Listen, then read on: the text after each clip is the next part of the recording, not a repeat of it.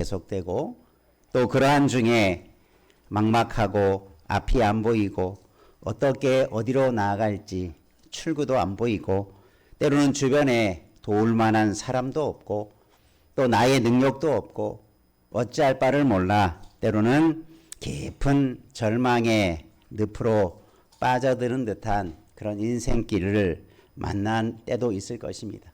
물론 우리의 모든 삶이 다 그러하지는 않지만 그런 극악한 상황 속에 빠져들어갈 때 우리에게 하나님은 어떻게 그런 것들을 풀어가게 하시고 우리에게 그런 상황을 어떻게 이기게 하시는 하나님이신가를 오늘 말씀을 통해서 잘 가르쳐 주십니다.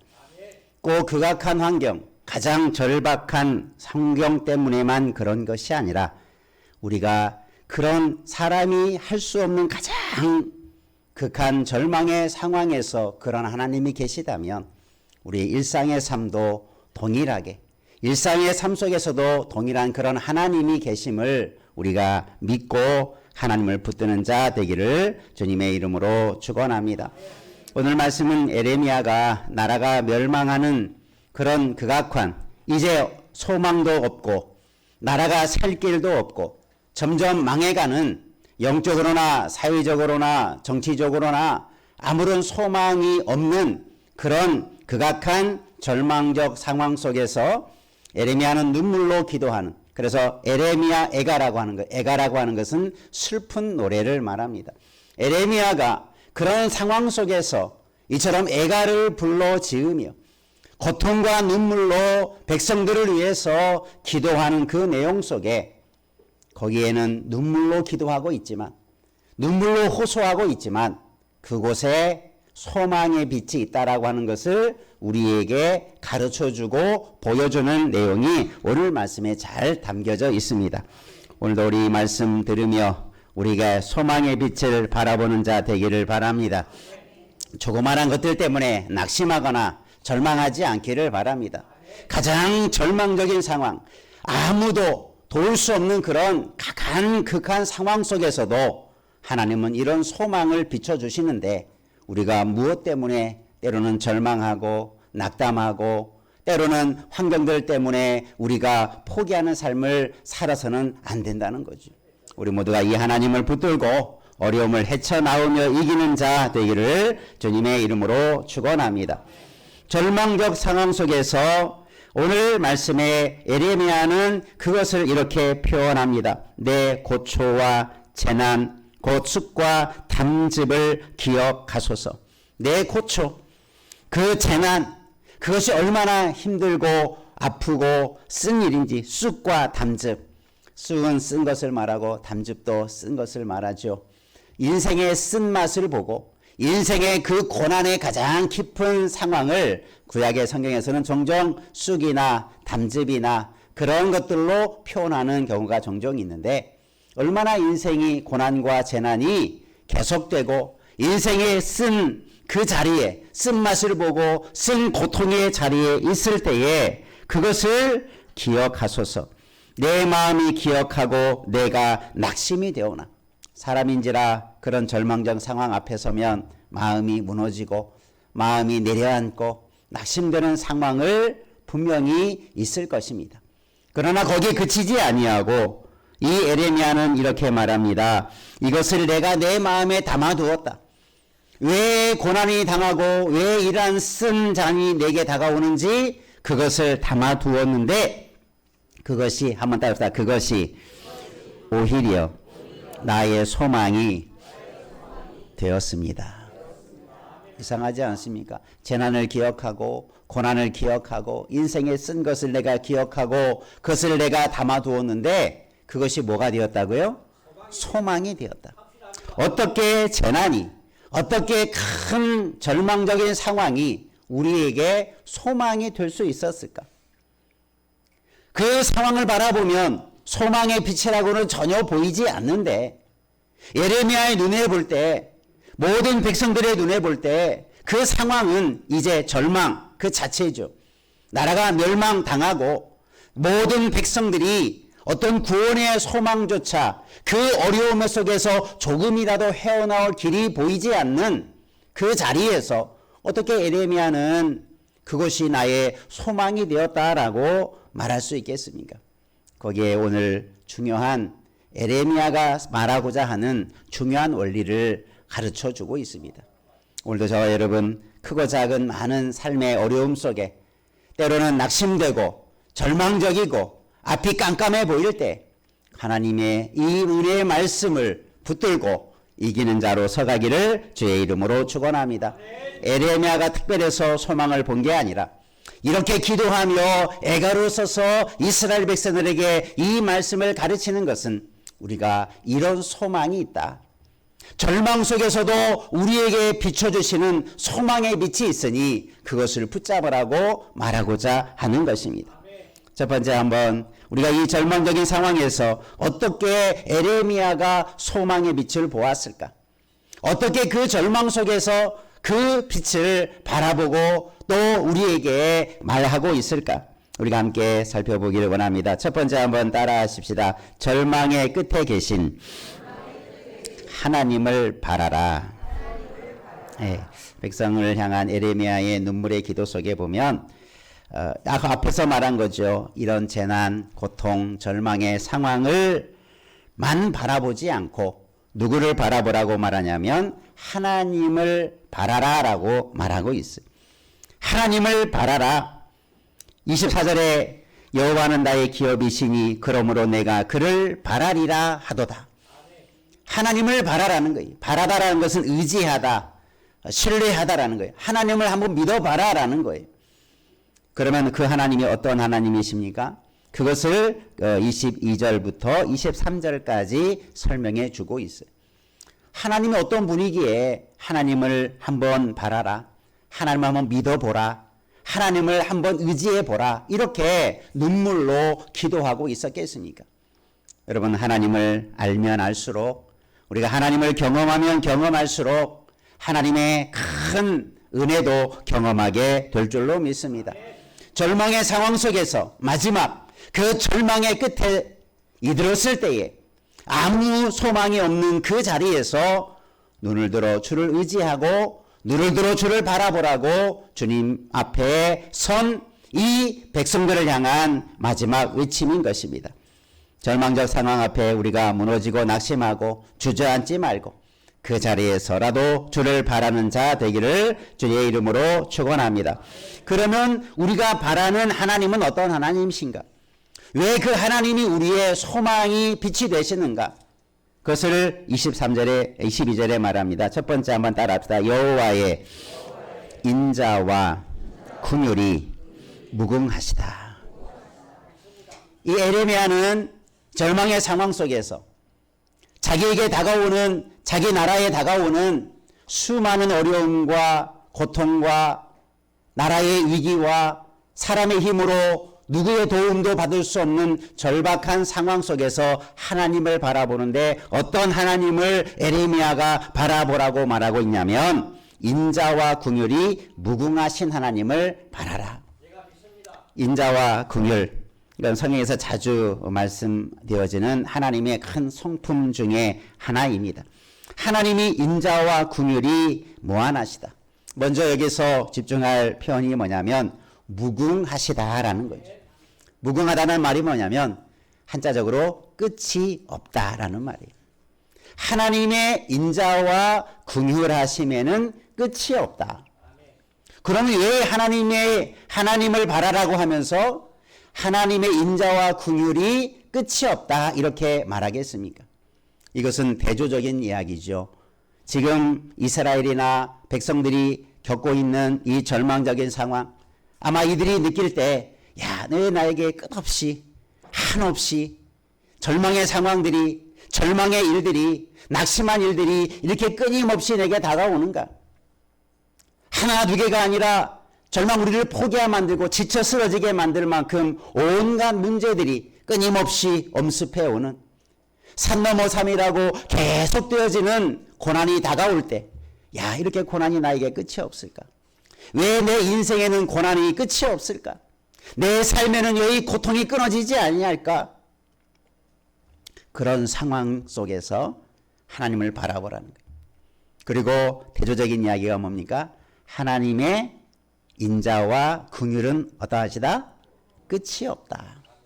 한번 비교해 보자라는 거죠. 자, 사람이 지금 우리가 겪는 절망적인 조건과 상황, 수없이 다가오는, 끝없이 다가오는 것처럼 느껴지는 수십 개, 수백 개, 수천 개의 일이라 할지라도 여러분 그 절망의 조건들은 끝이 있겠습니까? 없겠습니까?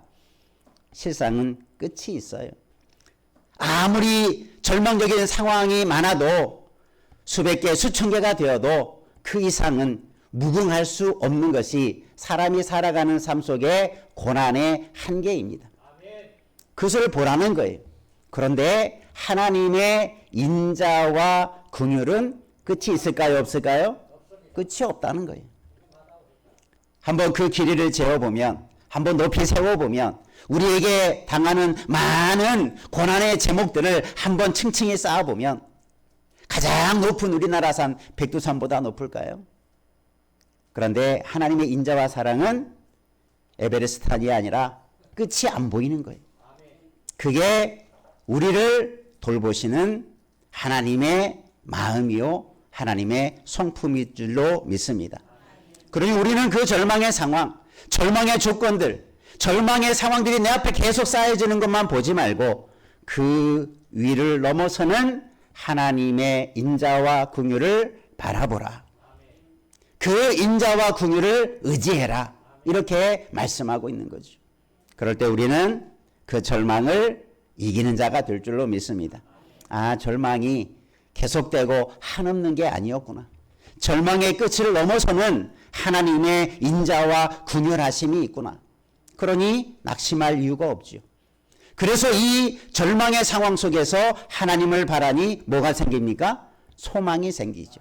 아, 언젠가는 이것이 끝나게 되겠구나. 하나님의 사랑과 긍휼하심이 나와 함께 하시니 지금은 그것이 같이 가는 것 같아도 마지막에 가면 누가 이기는 겁니까? 하나님의 긍휼과 인자하심이 결국 그 절망의 모든 것들을 이겨내게 되는 그런 일이 된다라는 것을 비교해주고 대조해주는 거죠. 여러분 이 하나님을 바라보시기를 바랍니다. 우리의 조그만 어려움 앞에서도 마찬가지. 이 어려움이 지나가는 것. 이 어려움은 언젠가는 끝이 나게 돼 있어요. 그때까지 우리는 뭘 해야 됩니까? 하나님을 함달아서 하나님을 바라면 됩니다. 의지하면 돼요. 지금 하나님이 안 도와주는 것 같지만 하나님의 인자와 긍휼은 어떠하시다가요? 끝이 없다. 이것은 길다라는 것도 있지만 한순간도 끊어지지 아니하고 계속된다라고 하는 계속적인 의미가 잘 담겨져 있어요. 한두 번 하다가 끊어지는 것이 아니라 한두 번 도와주다가 지쳐서 넘어지는 게 아니라 끝까지 끝없이 우리를 지키시는 하나님의 인자와 긍휼하심이 있다. 여러분 이 하나님을 믿으시기를 바랍니다. 이 하나님을 끝까지 바라기를 바랍니다. 그럴 때 우리는 언젠가 나는 하나님만 바르고 갔는데 나도 모르는 사이에 문제가 해결되고 나도 모르는 사이에 절망의 고통이 다 사라져 버리고 이제는 하나님이 주시는 은혜와 평강의 모습을 누리는 나도 모르는 사이에 그 은혜 자리에 서게 되는 것을 누리게 될 줄로 믿습니다. 그 하나님을 에레미야는 기도하며 지금 이 사실을 이 하나님을 바라라라고 말하고 있는 것입니다. 하나님은 사랑으로 인자라는 것은 헤세드라는 말이죠. 성경에서 하나님을 가장 잘 표현한 성품이 인자, 사랑이죠. 그 하나님의 사랑이 무궁하시니 우리를 내버려 두지 않고 뭐라고 말합니까? 22절 하반절에 보니까 우리가 어떻게 되지 않다고요? 진멸되지 아니한다. 진멸이라는 것은 완전하게 멸망되는 것을 말해요. 씨도 마르게 씨까지도 말아버리는 진멸, 아무것도 남지 않는 것. 우리가 지금은 멸망하는 것 같지만 지금은 넘어져서 피한 것 같지만 하나님은 우리를 어떻게 하신다고요? 진멸시키지 아니한다. 그 생명을 끝까지 지켜주시고 그 싹을 지켜주시고 다시 한번 일어날 수 있도록 기회를 마지막까지 주시는 하나님이시다라는 것을 말씀하고 있지요. 우리 모두가 이런 하나님을 바라기를 바랍니다. 하나님은 우리에게 고난을 주시기도 하고 고난을 당할 때 왜 내가 고난 당하는지, 때로는 왜 내가 이런 어려움이 계속되는지 내가 지금 이해가 되지 않지만 분명한 것은 하나님은 우리를 어떻게 하지 아니하신다? 진멸시키지 아니하신다. 때로는 징계도 하지만, 매를 들어 때리기도 하시지만, 때로는 벌을 주기도 하시지만 진멸시키지는 않으신다. 우리를 인자와 더불어서 인자의 그 쌍벽을 이루는 단어가 뭐냐면 긍휼입니다. 긍휼이라는 말이 뭐예요? 불쌍히 여기는 것. 하나님 우리를 너무나 불쌍히 여겨요. 여러분, 측은지심이라는 말이 있죠. 불쌍히 여기는 마음이 있으면 그 사람을 좀 더 도와주고 싶은 생각이 있죠. 하나님은 우리를 불쌍히 여기는 것이 끝이 없다는 거예요. 사랑만큼이나 우리를 불쌍히 여겨주시기 때문에 우리가 살 소망이 생겨나는 거예요. 여러분, 이 하나님이 있기에 절대 낙심하지 않기를 바랍니다. 한번 옆에 분 다녀봅시다. 절대 낙심하지 마십시다. 혹시 한순간 그런 마음이 들 수도 있고 무거운 그런 세상의 문제 속에 잠시 낙담하는 마음이 있을 수 있지만 하나님을 바라며 툴툴 털어버리고 다 일어나시고, 그래서 하나님 주시는 은혜의 자리에 달려가는 우리 모두 되기를 주님의 이름으로 축원합니다. 이것이 하나님이 우리를 사랑하시고 긍휼을 베푸시는 일이다, 이렇게 말씀하고 있는 것입니다. 오늘 우리는 그래서 하나님 앞에 믿음으로 하나님을 바라는 자들에게 주시는 은혜가 있으니 지금 당하는 이런 절박한 상황, 정말 절망적일 수밖에 없는 상황들이 계속 되어지지만 우리는 그것을 내가 지금 당하고 있지만 그게 끝이 아니다. 그러나 우리에게 하나님은 인자와 긍휼을 베풀어 주셔서 언젠가 이 모든 것들이 다 해결될 수 있다. 이런 하나님의 인자와 긍휼하심이 무궁하시기 때문에 우리는 염려할 것이 없다. 그걸 말하고 있는 거예요. 여러분, 환경의 문제 때문에 두려움이나 낙심에 빠지지 않아야 할 이유를 분명하게 설명해 주고 있으니 하나님이 나를 사랑하시고 하나님이 나를 긍휼을 베풀어 주시고 하나님이 나를 끝까지 한 번도 끊임없이 나를 돌봐주시고 다신다고 하는 그 하나님의 성품을 믿을 때 우리는 지금의 상황도 이겨낼 수 있는 힘을, 그런 소망을 얻게 될 줄로 믿습니다. 이 소망의 빛을 붙들고 우리 인생길을 끝까지 믿음으로 달려가는 우리 모두 되기를 주의 이름으로 축복합니다. 두 번째 한번 따라합시다. 하나님의 성실하심을 기대하라. 네. 하나님께서 인자와 긍휼이 무궁하시다. 그런데 23절에 보면 이것들이 하나님의 선하심과 인자하심이 또 하나님의 인자와 긍휼하심이 무궁하시는 것, 이것을 말하죠. 이것들이 어떻다고 하니까 따라서 아침마다 새로우니. 아침마다 새롭다. 아침마다 새롭다라는 말은 아침에 여러분 해가 뜨는 것, 통정에서 해가 뜨는 것 당연하죠. 자연의 이치이기도 하고 하나님의 창조의 원리이기도 하죠. 여러분 한 번도 아침에 해가 안 뜰 거라고는 상상하지 못할 것입니다. 그건 당연한 거예요. 아침에 해가 뜨고 저녁에 해가 지는 것, 여러분 우리가 늘 끊임없이 경험하는 일이잖아요. 그럼 하나님의 인자와 긍휼이 어떻게 했냐? 아침마다 의심할 것 없이 당연하게 그렇게 우리에게 임하게 되는 거예요. 아침에 태양빛이 우리를 비추듯이 하나님의 인자와 긍휼이 매일매일 아침마다 하루를 시작할 때마다 그 인자와 긍휼하심이 우리에게 비춰준다. 그것을 지금 설명하고 있는 거예요. 여러분, 하나님의 인자와 긍휼하심이 한 번도 어김없이 우리에게 의심이라고 하는 것을 생각할 수조차 없이 하나님은 그렇게 우리를 아침마다 우리가 눈을 뜰 때마다 하루가 시작될 때마다 그렇게 임하게 된 줄로 믿습니다. 존 파이퍼 목사님의 책에 보면 이런 재미있는 표현이 있어요. 하나님의 자비는 어제의 것을 재활용하는 것이 아니다. 어제 했던 방식으로 하는 게 아니라 이렇게 설명해. 한번 따라합시다. 오늘의 삶에 맞게 매일 아침 새롭게 조제되어 내려오는 하늘의 처방전이다. 믿습니까?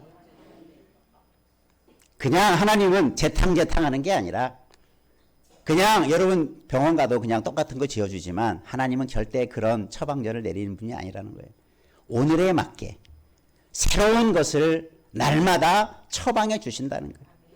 이게 하나님의 인자와 긍휼하심인 줄로 믿습니다. 하나님은 지혜가 많으시고 무궁하시니 오늘 우리에게 있어야 할 가장 좋은 것들로 처방해서 그렇게 살아가도록 우리를 돌보아 주시는 거예요. 아, 오늘은 이런 삶이 있을 것이니 이렇게 해라. 오늘은 이런 어려움 속에서 이렇게 대처하라. 오늘 하루를 살아갈 동안 이렇게 살아가라. 오늘에 필요한 말씀. 그래서 여러분 오늘의 말씀, 매일매일 하나님의 말씀을 듣고 매일매일 기도하는 것, 여러분 우리에게 얼마나 복되고 귀한 것인지를 꼭 기억하시기를 바랍니다. 하나님은 그렇게 우리를 날마다 여러분이 병원에 가야 처방전을 받듯이 여러분 하나님을 바라야 하나님의 처방전을 받을 수 있는 거예요.